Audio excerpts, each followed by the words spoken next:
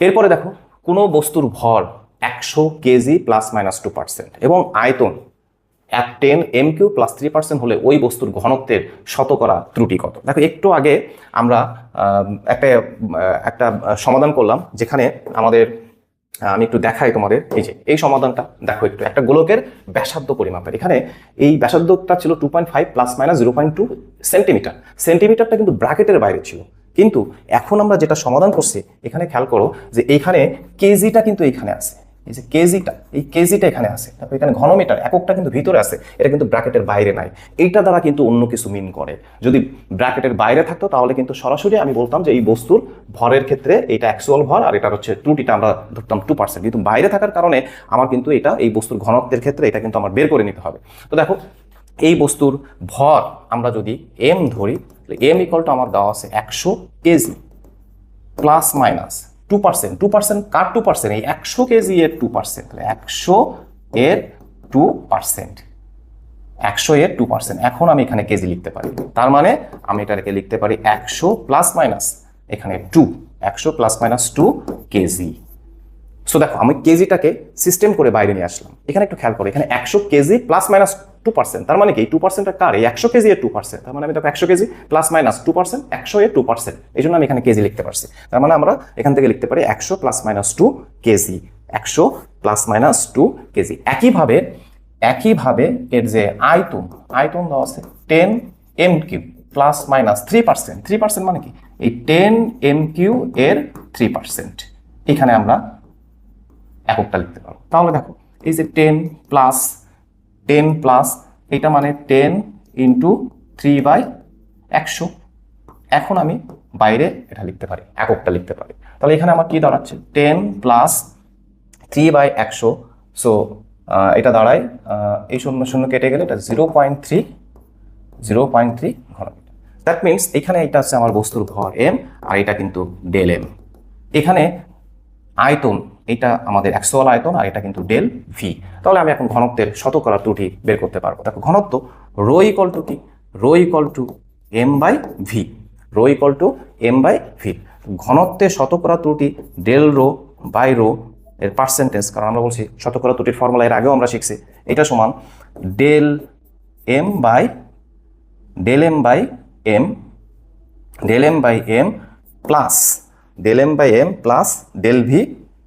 Del V by V. So দেখো ফর্মুলাটা একটু দেখো, এখানে rho equal to M by V. So M by V যদি ভাগ আকারে থাকে তাহলে এখানে প্লাস হবে, তাহলে এখন ঘনত্বের শতকরা ত্রুটি হবে del M by M plus del V by V.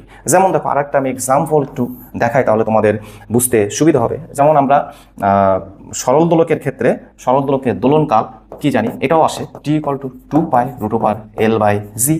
সুতরাং এখান থেকে আমরা লিখতে পারি টি স্কয়ার ইকুয়াল টু 4π² L/g, অর্থাৎ আমরা লিখতে পারি অভিকর্ষ ত্বরণ জি ইকুয়াল টু 4π² L/t²।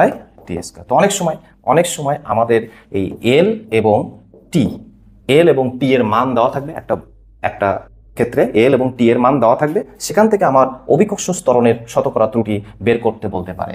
সেটা আমরা কিভাবে করব? তখন অভিকর্ষ ত্বরণের শতকরা ত্রুটি আমরা লিখবো del G by G into percentage equal to দেখো এলটা কি? এল যেহেতু ওপরে আছে, তার মানে এটা আমরা লিখবো del L by L plus T square আছে, টি স্কোয়ার থাকলে টুটা কি আছে, টুটা আগে আসবে, গুণ চলে আসবে, এখানে হবে ডেল টি বাই টি। এই টেকনিকগুলো, এই শর্টকাট টেকনিকগুলো একটু তুমি চর্চা করে যাবে, তাহলে তোমার এই টাইপের এমসিকিউগুলো সমাধান করতে অনেক বেশি সহজ হবে। সো দেখো এই যে 4π² L/t², এল ওপরে আছে, নিচে আছে টি স্কোয়ার। তো L/t² যদি ভাগ আকারে থাকে তাহলে এটা প্লাস হবে, এবং টি স্কোয়ার থাকলে কি হবে, টুটা আগে চলে আসবে। একটু আগে আমরা ঘনত্বের ক্ষেত্রে তো এখানে কোনো স্কোয়ার নাই, আমরা যখন আয়তনের ত্রুটি বের করছি, ক্ষেত্রফলের ত্রুটি যখন বের করছি, তখন দেখো একটু আগে আমরা এই টেকনিকটা অবলম্বন করছি। তাহলে এখন তুমি দেখো এখানে আমরা যদি এর মানগুলো বসাই, ডেল এমটা হচ্ছে আমাদের, এই যে ডেল এমটা হচ্ছে আমাদের 2, আর এমটা আমাদের দেওয়া আছে 100, প্লাস ডেল ভি হচ্ছে আমাদের 0.3 বাই ভি হচ্ছে আমাদের 10।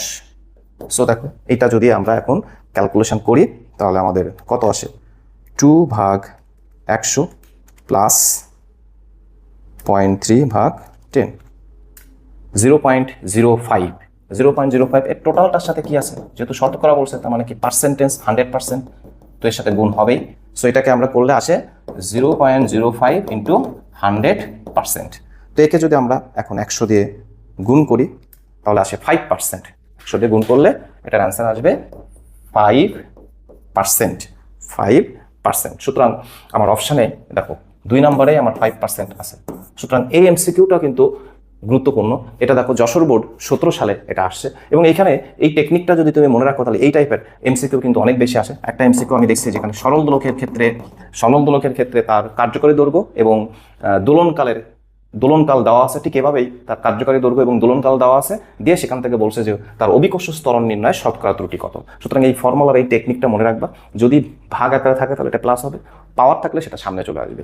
সো এটা তোমার মতো করে তুমি মনে রাখবা। এটা যদি ব্যাখ্যায় যায় তাহলে আরও অনেকভাবে ব্যাখ্যা করে এটা বোঝানো যায় যে এটা কীভাবে কেন এরকম হচ্ছে, ভাগ থাকলে কেন এরকম হচ্ছে। তো সেই ব্যাখ্যায় আমরা এখন আর যাচ্ছি না। তুমি শর্টকাট টেকনিকটা মনে রাখলেই তুমি এই এমসিকিউগুলো সমাধান করতে পারবা।